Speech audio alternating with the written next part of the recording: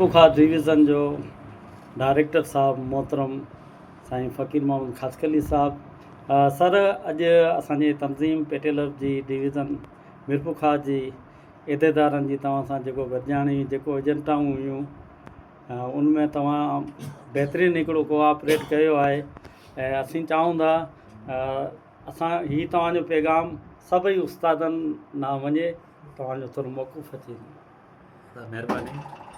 उस्ताद जेको आहे सो हिन मुआशिरे जो अज़ीम फ़र्द आहे, उनजो इज़त एतिराम तमामु आला आहे ऐं तव्हां उन्हनि जा चूंडियल आहियो।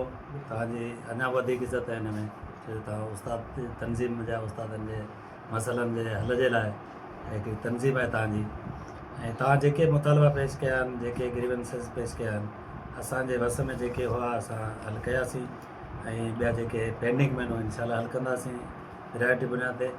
ऐं जाइज़ कमु जेको हूंदो उहो असां राति जो 8 बजे ताईं वेही बि करण लाइ तयारु आहियूं तव्हांजो, ऐं जेकॾहिं का टेक्निकल हूंदी त ज़ाहिर उहा तव्हांखे रिमूव करणी पवंदी।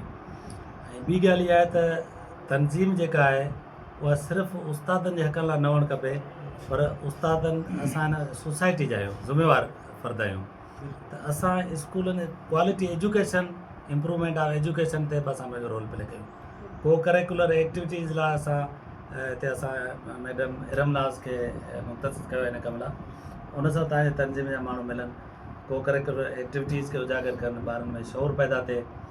आउं चाहियां थो त उस्ताद तनज़ीम जेका आहे सा स्कूल फ्रेंडली तनज़ीम जेका इहा साबित थिए माण्हुनि खे।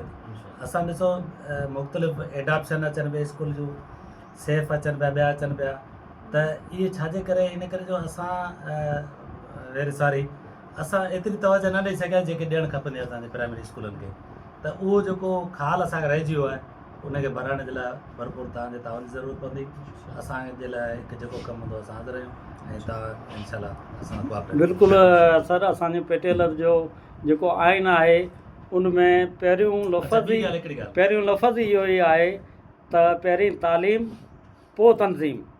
हाणे असीं इंशाल्लाह तव्हां तनज़ीम वारा तव्हांजे ॻाल्हि असांखां वधीक ॿुधी वञे थी पंहिंजे हल्के में, त स्कूल स्पेसिफिक बजट जेका आहे उन यूटिलाइज़ेशन खे कंफर्म 100% कंफर्म करायो था।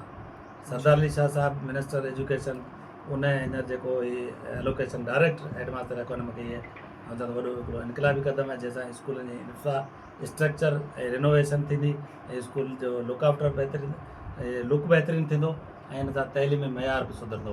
तव्हां सभु जेके आहिनि से इन ॻाल्हि खे इंश्योर करायो त यूटिलाइज़ेशन ऑफ SSB बजट 100% इंशाल्लाह। असीं पूरी उमेद आहियूं इंशाल्लाह असांजे उस्तादनि जा जेके बि मसइला आहिनि हक़ीक़ी ऐं जाइज़ मसइलनि ते हल थींदा इंशाल्लाह।